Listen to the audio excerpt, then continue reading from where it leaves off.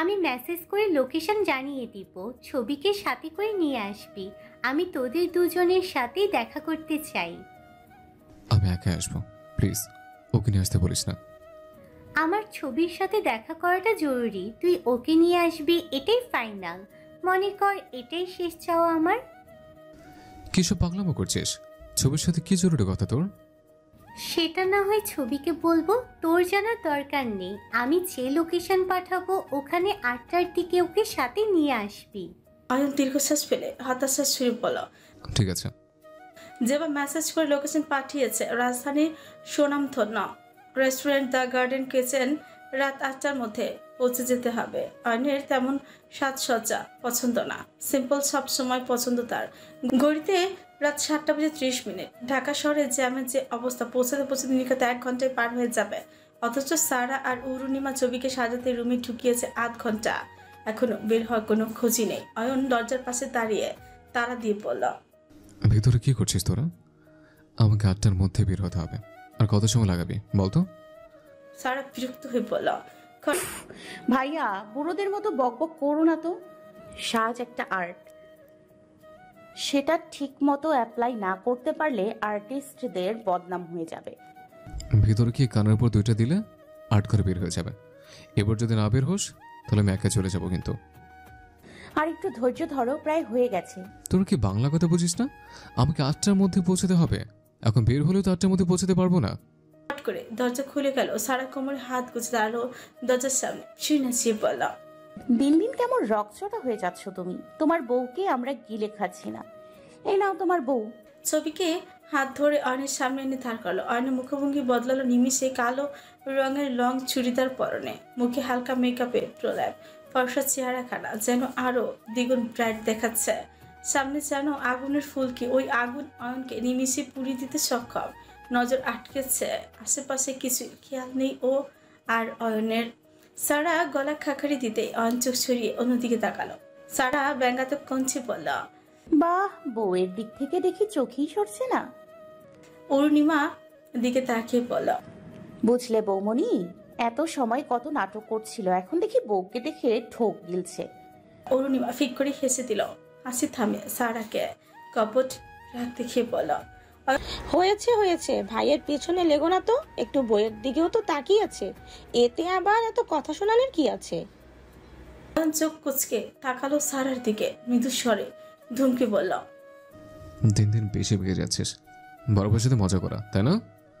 তুমি তাকাতে পারো আর আমি বললেই দোষ? আমি মোটেও তাকাই নাই। এখন অনুমতি দিলে আমরা কি যেতে পারি? ছবি সারার দিকে তাকিয়ে বলল। সারা তুমিও চলো না আপু আমাদের সাথে। মুচকি হেসে বলল। অয়নের না, তোমরা যাও, আমার একটু কাজ আছে। দিকে ভেঙচি কেটে বলল, আর কাজ না থাকলেও কাবাব মে হাড্ডি হওয়ার ইচ্ছে নেই আমার। তুই থামবি এবার? ওকে, থামছি, এবার যাও তোমরা। আমার আলো চলচল করছে পুরো শহর জুড়ে। যানজট পেরিয়ে শেখরের গাড়িটা এসে থামলো আহসান মঞ্জিলের গেটের সামনে। কয়েকবার হর্ন বাজাতে লতিফ মিয়া গেট খুলে দিল। শেখর পার্কিং স্পটে গাড়ি পার্ক করে সদর দরজার কলিং বেল বাজালো। দরজা খুলে গেল কয়েক মিনিটে। দরজার ওপাশে দাঁড়িয়ে আছে চায়না বেগম। শেখরকে দেখে কিঞ্চিত ফ্রিকুচকে নিল। পা থেকে মাথা পর্যন্ত পর্যবেক্ষণ করে কয়েকবার। শেখর বেশ অপ্রস্তুত হয়ে পড়ল। এবার গলা খাকারি দিয়ে বলল, এক্সকিউজ মি, এটা কি আহসান মঞ্জিল? চায়না বেগম দরজার হাত দেখিয়ে বলল, ওই যে দরজার গোটা গোটা অক্ষরে লেখা আছে, লেখাপড়া কি কিছু জানে না নাকি? শেখর কিঞ্চিত অপমান বোধ করলো। বোকা বনে গেল কিছুটা। লেখা আছে সেটা সে দেখেছে। সৌজন্যমূলক ভাবে প্রশ্নটা করেছিল শুধু, অথচ এই মহিলা যে অপমান করেই বসবে সেটা সে ধারণা করতে পারে। খানিক হাসার চেষ্টা করে বলল, আমি আসলে এই বাড়ির সবচেয়ে সুন্দরী মহিলা মিসেস রাহাত আহসানের সাথে কথা বলতে চাচ্ছিলাম। চায়না বেগমের কচিন্ন মুখখানা গলে গেল নিমিষে। উত্তেজিত কঞ্চে বলা, আমি মিসেস রাহাত আহসান, বলুন কি বলবেন? আপনি? কিন্তু আমি তো শুনেছিলাম তিনি অর্ধবয়স্ক, কিন্তু আপনাকে দেখে তো মনে হচ্ছে আপনার এখনো বিয়েই হয় নাই। চায়না বেগমকে আর খেয়ে পায়, খুশিতে নাচতে মন চাচ্ছে। লাজুক ভঙ্গিতে বলা, ওই আর কি, কম বয়সে বাবা বিয়ে দিয়েছিল। সবাই অবশ্য বলে আমার বিয়ে হয়েছে বোঝাই যায় না। তা আপনাকে তো ঠিক চিনতে পারলাম না। আমি চৌধুরী গ্রুপের ম্যানেজিং ডিরেক্টর। চায়না বেগম হাঁ হয়ে গেল। চৌধুরী গ্রুপের সুনাম চারিপাশে, আর ম্যানেজার তারই দুয়ারে দাঁড়িয়ে আছে। ব্যস্ত কঞ্চে বলল, প্লিজ ভিতরে আসুন না। না না, ব্যস্ত হবেন না। আসলে আমাদের কোম্পানিতে নতুন প্রোডাক্ট তুলতে যাচ্ছি। ওটা প্রচারণায় শহরে কিছু সুন্দরী নারীদের সিলেক্ট করা হয়েছে, তার মধ্যে আপনি একজন। আপনার জন্য কিছু গিফট আছে, আশা করি সেগুলো গ্রহণ করে আমাকে ধন্য করবেন। চায়না বেগম হাওয়ায় উঠছে যেন তার দীর্ঘ জীবনে প্রথম এত প্রশংসা শুনলো কারো মুখে। ব্যস্ত কঞ্চে বলল, শেখর অবশ্যই অবশ্যই, কেন নিব না। একটা ব্যাগ চায়না বেগমের দিকে এগিয়ে দিয়ে মৃদু হেসে বলল, এটা আপনার জন্য। চায়না বেগম দ্রুত হাত বাড়িয়ে ব্যাগটা হাতে নিল। শেখর ফের আবার চাকল। শুনুন, আরেকটা কথা। বলুন। শেখর হাতে সবগুলো ব্যাগ চায়না বেগমের হাতে দিয়ে বলল, এগুলো মিস সাহারার জন্য, ওনাকে এগুলো দিয়ে দিবেন। আর শুনুন, এটা আমার সিক্রেট প্রচারণা, আপনি আগে কিন্তু কাউকে কিছু বলতে পারবেন না। চায়না বেগম ব্যস্ত হয়ে বলল, আচ্ছা, কাউকে বলবো না। শেখর চুলে হাত দিয়ে ঝাড়া দিয়ে হিরো স্টাইলে বের হলো আহসান মঞ্জিল থেকে। সারা বিছানায় বসে ফোন স্ক্রল করছিল। চায়না বেগম গুটি গুটি পায়ে রুমে ঝুঁকলো। সারার দিকে ব্যাগ এগিয়ে দিয়ে ফিসফিস করে পড়ল, তোর জন্য গিফট এসেছে। সারা ফ্রি গোটালো। সন্দেহজনিত কঞ্চে সুদ হলো। কে পাঠিয়েছে? চায়না বেগম সারার মুখ চেপে ধরে পড়ল, আস্তে কথা বল, কেউ শুনে ফেলবে। এটা সিক্রেট গিফট। জানিস কে পাঠিয়েছে? জানি না, বিধায় তো প্রশ্ন করলাম। তুই ভাবতেও পারবি না কে পাঠিয়েছে। আমি ভাবতেও চাচ্ছি না মামনি, প্লিজ বলো ওকে পাঠিয়েছে। গেস কর তো দেখি। পারবো না, বলো তুমি। চৌধুরী গ্রুপ থেকে পাঠিয়েছে, ম্যানেজার নিজে এসে দিয়ে গেছে। সারার রাগ হলো ভীষণ। রাগে হিসিয়ে বলল, কোথাকার কে গিফট পাঠালো আর তুমি সেটা নিয়ে আসলে মামনি? না, নিয়ে আসার কি আছে, শহরের সবচেয়ে বড় কোম্পানির ম্যানেজার নিজে এসে দিয়ে গেল। আর আমি নিব না সেটা? খুলে দেখ তো কি আছে ভিতরে। পারবো না, এগুলো নিয়ে যাও আমার চোখের সামনে থেকে। আরে খুলে দেখ অন্তত কি আছে ভিতরে। চায়না বেগমের জোড়াছড়িতে এক প্রকার বাধ্য হয়ে প্যাকেট খুলল সারা। প্যাকেট খুলেই চোখ জোড়া ছানা পড়া। ভেতরে সবগুলো ম্যাক লিপস্টিক। চায়না বেগম মৃদু হেসে বল, দেখেছিস, তোর পছন্দের ব্র্যান্ডের লিপস্টিক, আর তুই তো নিতে চেয়েছিলি না। চায়না বেগম রুম ছাড়তে কয়েক মিনিটের মধ্যে সারার ফোন বেজে উঠল।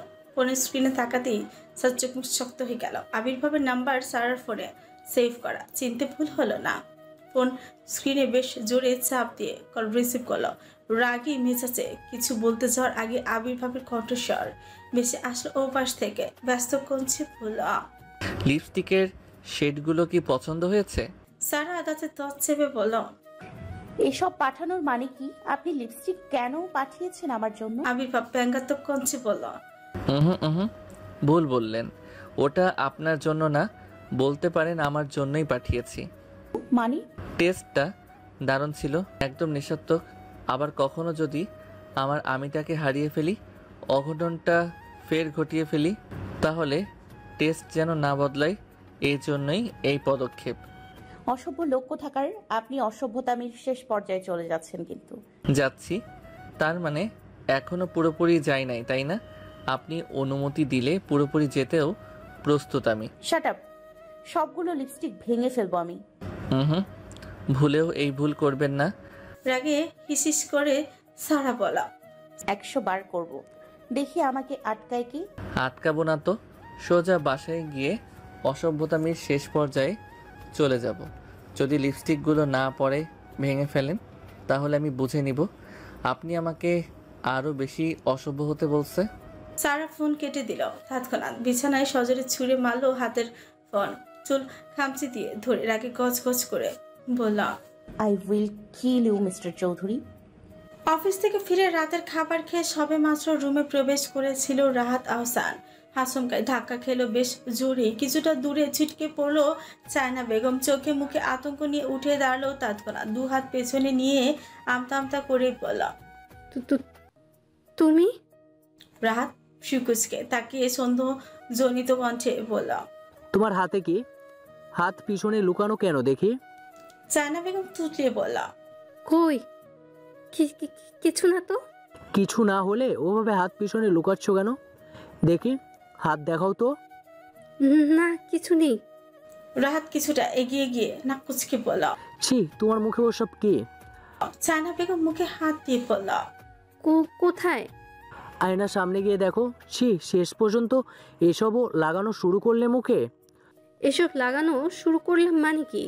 দ্রুত আয়নার সামনে গিয়ে নিজের চেহারা ভালোভাবে খুঁচিয়ে খুঁচিয়ে দেখতে বলল। ও দেখেছো, তাড়াহুড়ো করে ফেস প্যাকটা ভালোভাবে ধোয়াই হয় নাই। ও, ওটা ফেস প্যাক? এক মিনিট, তুমি কি ভেবেছিলে? ছি বললে কেন? আমি ভেবেছিলাম কোমরের পদার্থ ও মুখে লাগানো শুরু করে দিয়েছো। শসা, গাজর, টমেটো থেকে শুরু করে কিছুই তো বাদ রাখো নাই। ওটা আবার বাদ যাবে কেন? চায়না বেগমের চোখ মুখ শক্ত হয়ে গেল, কঠোর কণ্ঠে বলল। স্কিন কেয়ার করি জন্যই 43 বছর বয়সে কেউ ধরতেই পারে না আমার 25 বছরের একটা ছেলে আছে। সবাই ভাবে আমার বিয়েই হয় নাই এখনো। রাত আহসান সরু চোখে তাকিয়ে মুখটাকে সিরিয়াস মুডে এনে বলল।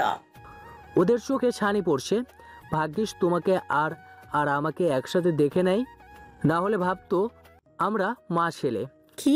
কি বললে? বুড়ো খাটাস কোথাকার। ওহ, বিরক্ত করো না তো। এখন রুমে কাজ না থাকলে বের হও, আমি একটু রেস্ট করব। তোমার সাথে বকবক করতে ইচ্ছে করছে না? আমারও ইচ্ছে নেই কোনো বুড়ার সাথে বকবক করার। কথাটা বলে মুখ ঝামটি দিয়ে রুম থেকে বের হয়ে গেল চায়না বেগম। মেজো আপা। শান্তা হাসান আলমারিতে কাপড় গুছিয়ে রাখছিল। চায়না বেগমের যাকে ঘুরে তাকিয়ে বলল। আরে ছোট, ওখানে দাঁড়িয়ে আছিস কেন? ভিতরে আয়। চায়না বেগম মৃদু পায়ে শান্তা আহসানের পাশে গিয়ে দাঁড়ালো। কঞ্চ স্বর খাতে নামিয়ে ভীতু স্বরে বলল। আমার ভয় করছে মেজো আপা। ভয় করছে কেন? কাজটা করেছিস? না, আমার হাত পা কাঁপছে। যদি ধরা খেয়ে যাই? ধরা খাবি কেন? ওরা এখন বাসায় নেই। অয়নের সাথে সেজেগুজে কোথাও একটা বের হলো দেখলাম। এখনই মোক্ষম সুযোগ। আর তুই ভয় পাচ্ছিস? আমি এমন কাজ কখনো করি নাই তো। তুমি এমন বুদ্ধি পেলে কোথায় শুনি? শান্তা আহসান দাঁত কেলিয়ে বলল। সিরিয়াল দেখলে এমন অনেক বুদ্ধি পাওয়া যায়। আমি সিরিয়ালে দেখেছি বাড়ির বউদের এভাবে শায়েস্তা করতে। তাহলে তুমি যাও না। আমার কোমরের ব্যথার জন্য তো আমি ওপরে উঠি না, তুই তো জানিসই। ভয় না পেয়ে বুকের সাহস রাখ, দেখবি কাজটা করতে সহজ হবে। আচ্ছা, যদি ধরা খাই তুমি কিন্তু আমাকে বাঁচাবে। বি পজিটিভ ছোট। ধরা খাবি কেন? এখন উপরে কেউ নেই। আমি যেভাবে বললাম কাজটা সেভাবে করে দ্রুত চলে আসবি। চায়না বেগম চৌকিল কাট করে ছোট্ট করে বলল। আচ্ছা। চায়না বেগম রুম থেকে বের হতেই শান্তা আহসান ছোট চিপে হাসল, বুকে হাত দিয়ে জোরে জোরে শ্বাস নিয়ে বলল। তুই ধরা খেলে তুই বুঝে নিবি, তবে ওই মেয়েকে বাড়ি থেকে তাড়াতে সব করব আমি। আলোকিত শহর, ঝলমলে পরিবেশ। অয়নের হাত ধরে দামি রেস্টুরেন্টের ভেতরে প্রবেশ করলো ছবি। রেস্টুরেন্টের দামি টাইলসের উপর হাঁটতে গিয়ে দারুণ বেগ পোহাতে হয়েছে তাকে। হোঁচট খেয়েছে কয়েকবার। মান সম্মানের কথা চিন্তা করে ছবিকে নিজের বাহুডোরে আবদ্ধ করে ভেতরে প্রবেশ করেছে। চোখ ধাঁধানো পরিবেশ। রেস্টুরেন্টের বড় জানালার থাই গ্লাস দিয়ে পুরো শহর চোখ বুলিয়ে নিচ্ছে ছবি। বাবার সাথে এই একবার হোটেলে খাবার খেয়েছে, তবে আজই প্রথম এত দামি কোনো রেস্টুরেন্টে পা রাখল। ছবির চাহনি বুঝতে পেরে গলা খাকারি দিয়ে অয়ন ফিসফিসিয়ে বলল। এমন গাধার মতো তাকিয়ে থাকো না তো, সবাই আর চোখে দেখছে তোমাকে। ছবি তৎক্ষণাৎ চোখ ঘুরিয়ে সোজা হয়ে দাঁড়ালো। রেস্টুরেন্টের ডান সাইডে টেবিলে বসে ছবি আর অয়নের আসার অপেক্ষায় আছে জেবা। ছবিকে কিছু জরুরি কথা বলবে জন্য তাড়াহুড়ো করে চলে এসেছে। কফিতে এক চুমুক দিয়ে মগটা নিচে নামানোর পর চোখ পড়লো অয়ন এবং ছবির দিকে। বুকের মধ্যে ধক করে উঠল নিমিষে, চোখে জমল অস্ত্র। একটা সময় ওই হাত জোড়া ছিল তার ভরসার জায়গা, অথচ আজ অন্য একজনের হাতে আবদ্ধ ওই হাত আলতো হাতে চোখ মুছে নিল সে। মুখে ফুটলো কৃত্রিম হাসে, মনে হাজারো কষ্ট জমা রেখে হাত উঁচিয়ে ঢাকলো অয়নকে। জেবাকে চোখে পড়ার অয়নের মুখে ফুটলো ক্ষীণ হাসে। ধীর পায়ে এগিয়ে গেল জেবার টেবিলের পাশে। জেবার সামনে চেয়ার টেনে ছট করে বসে পড়লো। জেবা তাকিয়ে আছে ছবির দিকে, বিড়বিড় করে বলল ও। মেয়েটা আসলেই অনেক সুন্দর। মৃদু হেসে ছবির দিকে তাকিয়ে অয়নের পাশে চেয়ারে দেখিয়ে বলল, বসো ওখানটাই। ছবি চোখ গেল জেবার দিকে তাকাতে মনে পড়লো সেই দিনের ঘটনা। আজও যদি ওভাবেই খাবলে ধরে অয়ন তাকে বাঁচাবে। অয়ন চেয়ার এগিয়ে দিয়ে বলল, বসো। ছবি সকল ইতস্ততা কাটিয়ে ধীর পায়ে বসলো ঠিক অয়নের পাশটায়। বেশ কিছু সময় নীরবতা। তিনজন মানুষ, কারো মুখে কোনো কথা নেই। নীরবতা ভেঙে জেবা অয়নের দিকে তাকিয়ে বলল, সরি, বাবার হয়ে আমি তোর কাছে ক্ষমা চেয়ে নিচ্ছি। আমার জন্য তোকে পুলিশের কাছে হ্যারাসমেন্ট হতে হলো। সরি বলছিস কেন? আমিও আঙ্কেলের জায়গা থাকলে হয়তো এমনভাবে রিয়াক্ট করতাম। যাই হোক, তুই সুস্থ আছিস, এটা অনেক। জেবা ছোট্ট করে উত্তর দিল, তবে আগেই কাউকে দোষারোপ করা উচিত না। ওইটার এসে খাবার দিয়ে গেছে। জেবা আগেই সব অর্ডার করে রেখেছিল। সব খাবার অয়নের পছন্দের মতো অর্ডার করেছে। টেবিলে সাজানো নানা রকমের খাবার। জেবা নড়ে চড়ে বসে খাবারের প্লেট ছবি এবং অয়নের দিকে এগিয়ে দিয়ে বলল, নে খাওয়া শুরু কর, খেতে খেতে গল্প করা যাক। ব্যস্ত হয়ে বলল, এত কিছু অর্ডার করেছিস কেন? এত কিছু কোথায়, ছবিকে প্রথম ডেকেছি, ওর জন্য একটু আয়োজন রাখবো না। ছবি, খাওয়া শুরু করো তো। ছবি উসকুস করছে। সামনে যেই সব খাবার রাখা ও ওগুলো খাওয়া তো দূরে থাক, নামও শুনে নেই কখনো। তার উপর আবার চামচ দিয়ে খেতে হবে। ছবির কাছে অসম্ভব ব্যাপারে চা। জেবা ব্যস্ত হয়ে বলল, চুপচাপ বসে আছো কেন? খাবার পছন্দ হয়নি তোমার? ছবি ঘাড় নাড়িয়ে বলল, হ্যাঁ। জেবা মুচকি হেসে বলল, তাহলে খাচ্ছ না কেন? ছবি একবার খাবারের দিকে তাকাচ্ছে তো একবার জেবা আর অন্যের দিকে তাকাচ্ছে। জেবা ব্যাপারটা লক্ষ্য করলো, মুচকি হেসে বলল, খাবার হলো নিজের তৃপ্তির জন্য খাওয়া। তোমার যেভাবে খেলে তৃপ্তি হবে সেভাবেই খাও, চামচ দিয়ে খেতে হবে না। তুমি চাইলে হাত দিয়ে খেতে পারো। ছবি যেন হাঁপ ছেড়ে ভাসল। খাওয়া শেষ, বিল মিটিয়ে দিয়েছে জেবা। অয়ন জোরাজুরি করেও বিল দিতে পারে নাই। জেবার দাবি ও যেহেতু ও ডেকেছে বিলটা ওই দিবে। অয়ন টিস্যু দিয়ে হাত মুছে পড়ল, তাহলে চল উঠে। উঠি মানে? আমি কথা বলার জন্য ডেকেছি, এখনো তো বলিই নাই। আচ্ছা বল। তোর এখানে কোনো কাজ নেই, তুই বাইরে গিয়ে অপেক্ষা কর। আমি ছবির সাথে কিছু কথা বলতে চাই। অয়ন ফ্রিকুচকে বলল, আমি থাকলে সমস্যা কি? তোর সামনে বলা গেলে অবশ্যই তোকে চলে যেতে বলতাম না। অয়ন ভারী দীর্ঘশ্বাস ফেলে ভারী কঞ্চে বলল, ঠিক আছে, আমি বাইরে অপেক্ষা করছি। ছবি করুণ দৃষ্টিতে তাকালো অয়নের দিকে। জেবাকে ভীষণ ভয় পায় ও সেদিনের অমন আচরণ এখনো মনের মধ্যে ভয় বাসা বেঁধে আছে। এখন একা একা জেবার সাথে থাকতে হবে ভেবে বুকের মধ্যে ধুকপুকানি শুরু হয়ে গেছে। অয়ন চোখের ইশারা ছবিকে খানিক আশ্বস্ত করে বলল, আমি বাইরে আছি, ভয় পেও না। অয়ন কিছুটা সামনে এগিয়ে এসে ফের তাকালো পেছনে, দীর্ঘশ্বাস ফেলে আবারও পা বাড়ালো। জেবা ছবির হাত ধরে বিশাল কাঁচ বিশিষ্ট জানালার পাশে এনে দাঁড় করালো। গম্ভীর কণ্ঠে বলল, তোমাকে এখান থেকে যদি ফেলে দিই তাহলে নিচে পৌঁছাতে পৌঁছাতে উপরের টিকিট বুক হয়ে যাবে। ছবি চমকে তাকালো জেবা দেখে। এমনিতেই ভয় ছিল, তার উপর জেবার এহেন কথায় কলিজা শুকিয়ে যাওয়ার উপক্রম। জেবা ফ্রি আছে বলল, কি ভেবেছিলে তোমাকে খাওয়ানোর জন্য ডেকেছি? তোমাকে এখান থেকে নিচে ফেলে দিব এজন্যই ডেকেছি। অয়নকে এই জন্য এখান থেকে চলে যেতে বললাম। ছবি কাঁপছে, চোখ দিয়ে পানি পড়ছে, কাপা কাপা স্বরে বলল, আমি বাসায় যাব। বাড়ি যাওয়ার হচ্ছে না তোমার। ছবি এবার ফুপিয়ে কেঁদে উঠল। জেবা উচ্চস্বরে হেসে উঠে ছবিকে এক হাতে জড়িয়ে নিল নিজের বাহু জোরে। হাসি থামিয়ে ছবির চোখের পানি মুছে দিয়ে বলল, বোকামে, সত্যি ভেবেছো তোমাকে আমি ফেলে দেব? ছবি ঘাড় নেড়ে হ্যাঁ পোছাল। জেবার মুখে মুচকি হাসি থামিয়ে সিরিয়াস মুডে বলল, আমি তোমাকে যা বলবো সেগুলো মনোযোগ সহকারে শুনবে এবং যা জিজ্ঞেস করব পুরোটা বলবে, কিছু লুকাবে না কিন্তু। ছবি চোখের পানি মুছে বলল যে ঠিক আছে। এবার সবটা বলা শুরু করলো। মিহির তার সাথে কি কি করেছে, কি কি বলেছে সবটা খুলে বলল ছবিকে। ছবির বুক কাঁপছে, কথা জড়িয়ে যাচ্ছে মুখের ভেতর, হাউমাউ করে কাঁদতে ইচ্ছে করছে। এত মানুষের ভিড়ে ইচ্ছেটাকে প্রশ্রয় না দিয়ে কান্নাটা গিলে নিল। তুমি আমার কথা বিশ্বাস করছো না তাই না? ও তোমাকে পাওয়ার জন্য এসব করেছে। তুমি হয়তো আমার কথা বিশ্বাস করবে না, তবে এটাই সত্যি। ছবি চোখ মুছে মৃদুস্বরে বলল, আমি বিশ্বাস করেছি আপু, আমি সবটা জানি, কিন্তু ভাইয়া আপনার সাথে এমনটা করতে পারবে আমি ধারণাও করতে পারি নাই। যে অবাক হয়ে তাকালো ছবির দিকে, চোখে মুখে কৌতূহল নিয়ে বলল, সব জানো মানে?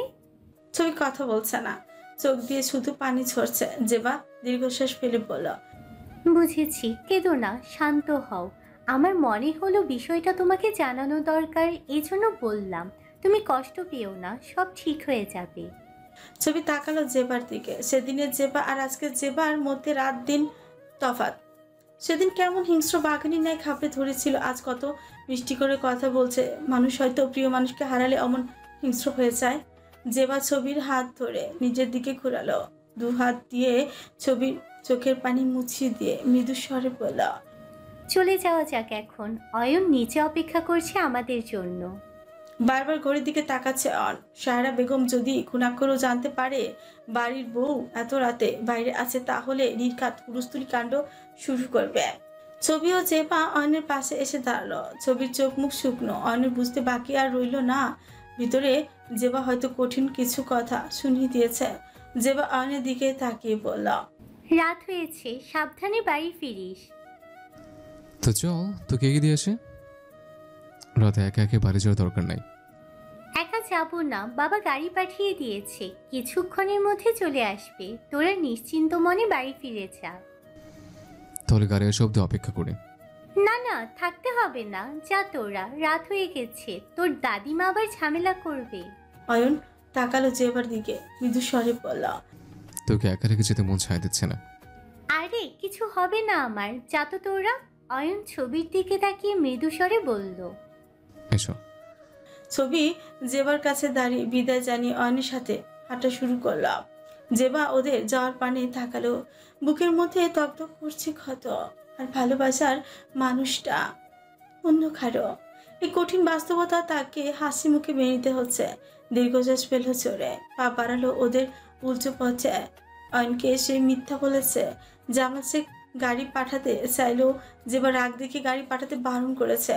রাতের ফাঁকা শহরে একাকী হাঁটলে অদ্ভুতভাবে মন ভালো হয়ে যায় তার। ফুটপাতে দুঃখী মানুষদের দিকে তাকালে নিজের দুঃখ তুচ্ছ মনে হয়। তখন কাঁধে ব্যাগ ঝুলিয়ে এক মনে ফুটপাতের কোল ঘেঁষে হেঁটে চলেছে জেবা।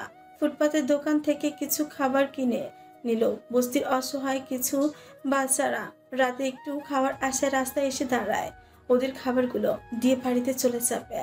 অফিসের কাজ ছেড়ে বাড়ির উদ্দেশ্যে রওনা হয়েছে আবির্ভাব।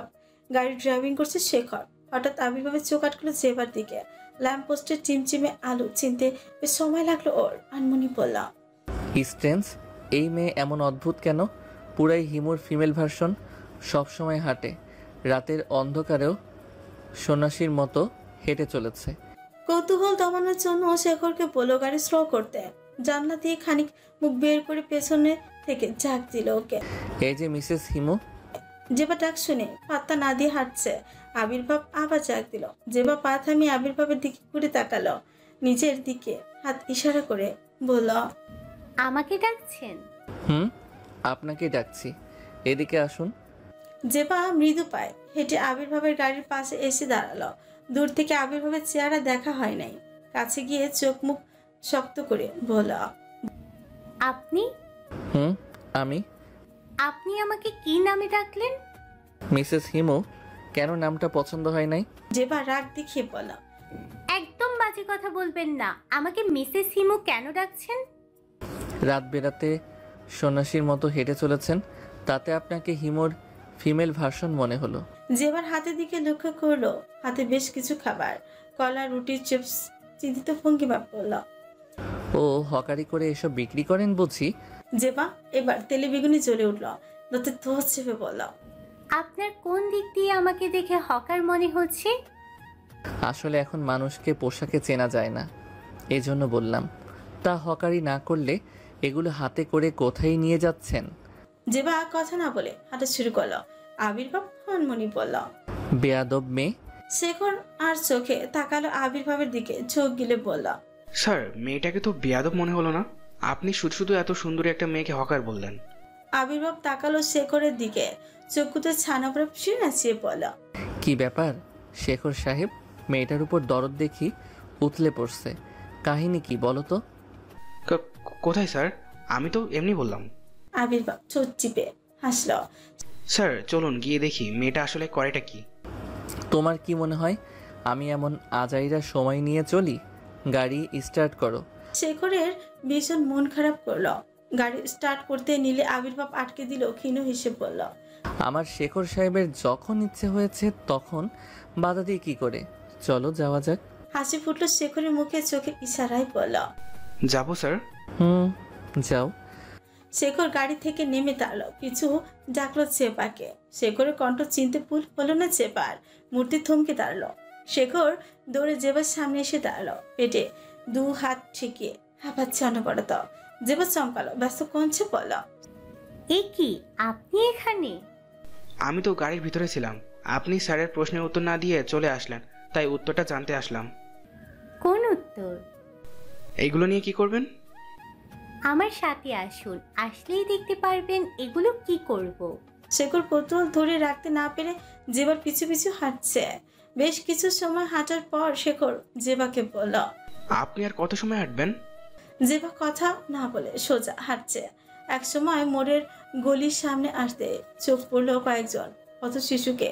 বাচ্চাগুলো নিমিষে দৌড়ে এসে জেবাকে জড়িয়ে ধরলো। জেবাও পরম স্নেহে জড়িয়ে নিল সবাইকে। হাতের খাবারগুলো একে একে সবাইকে ভাগ করে দিল। শেখর অবাক হয়ে তাকিয়ে আছে। আজকের দিনে দাঁড়িয়ে কেউ এই বাচ্চাদের কথা ভাবে দেখে ভালো লাগা শুরু হলো ওর। জেবা শেখরের কাছে এগিয়ে এসে গলা খাকারি দিয়ে বলল, দেখলেন কি করলাম ওগুলো?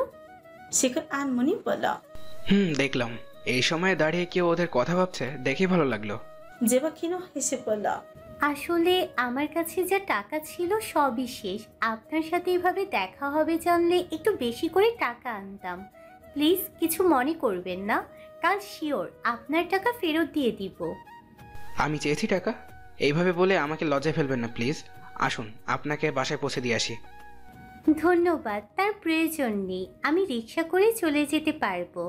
আর তাছাড়া গাড়িতে চড়তে আমার ভালো লাগে না। ঠিক আছে আসুন, আমি রিক্সায় তুলে দিচ্ছি আপনাকে। জেবাকে রিক্সায় তুলে দিয়ে ফের আবির্ভাবের কাছে ছুটে এসেছে শেখর। গাড়ির স্পিড বাড়িয়ে কয়েক মিনিটে চৌধুরী প্যালেসের সামনে গাড়ি দাঁড় করালো। হর্ন বাজাচ্ছে। জব্বার ছায় বসে আছে চেয়ার। আবির্ভাব জানালার কাছ নামিয়ে ডাকলো জব্বারকে। জব্বার চাচা, গেট খোলো। জব্বার মিয়ার মুখ শুকনো, ধীর পা এগিয়ে আসলো আবির্ভাবের পাশে। জব্বারের মুখশ্রী চোখে পড়তেই চমকে উঠলো আবির্ভাব। হাসিও পাচ্ছে দারুণ। মুখে কোনো রকম কাঠিন্য বজায় রেখে বলা, কি ব্যাপার, লিপস্টিক পরেছো কেন তুমি? জব্বার মিয়া গেট খুলে দিয়ে সরে দাঁড়ালো কিছুটা দূরে। আবির্ভাবের সাথে কোনো রকম বাক্য খরচ করলো না। আবির্ভাব ফের কোনো প্রশ্ন না করে শত দরজার দিকে পা বাড়ালো। কিঞ্চিত বেল বাজালো কয়েকবার। মনার মা গেট খুলে মুখে কাপড় গুজে আবির্ভাব শিকুটিয়ে নিল। মনার মায়ের কপালে জলজল করছে লজ্জে, বিস্ময় কঞ্চে বলে উঠল, ওভাবে মুখে কাপড় গুজে আছো কেন? মনার মা মুখ থেকে কাপড় সরালো, চমকালো আবির্ভাব। মনার মায়ের সারা মুখে লিপস্টিক। ব্যস্ত কণ্ঠে শুধল, কি ব্যাপার, সবাই এমন লিপস্টিক পরেছো কেন আজ? মনার মা চোট ফুলিয়ে বলল, সাহেব, ওই যে সেদিন যে ম্যাডাম আইসো না, উনি আইজও আইছিল, সাথে কইরা অনেকগুলান লিপস্টিক আনছিল। ওইগুলা নাকি গুলিয়ে আপনাকে শরবত কইরা খাওয়াবে। আমি আর জাব্বার বাধা দেওয়ায় আমাগো এইভাবে সাজাইয়া দিয়া গেছে, আর কইয়া গেছে আপনারে এই লিপস্টিক খাওয়াইয়া ছাড়বো। আবির্ভাব চোট টিপে হাসলো, ব্লেজার খুলে হাতে নিয়ে বলল, লিপস্টিক তো আমি খাবই, তবে শরবত করে না, অন্যভাবে। পশ্চিমা আকাশে কালো মেঘ জমেছে, পূর্ণিমার আলোটুকু নিমিষে গিলে নিয়েছে সর্বনাশা মেঘ। পুরো ধরনী অন্ধকারাচ্ছন্নে ঢাকা থেকে থেকে তীব্র বজ্রপাতে শব্দে যেন কেঁপে উঠেছে পুরো আহসান মঞ্জিল। বজ্রপাতের সাথে সাথে লোডশেডিং। ড্রয়িং রুমে বসে বাংলাদেশ ইংল্যান্ডের ক্রিকেট ম্যাচ দেখছিল অয়ন। বিদ্যুৎ চলে যাওয়ায় প্রচণ্ড বিরক্ত হলো। সবে মাত্র ম্যাচ জমে উঠেছিল আর এখনই লোডশেডিং হতে হলো।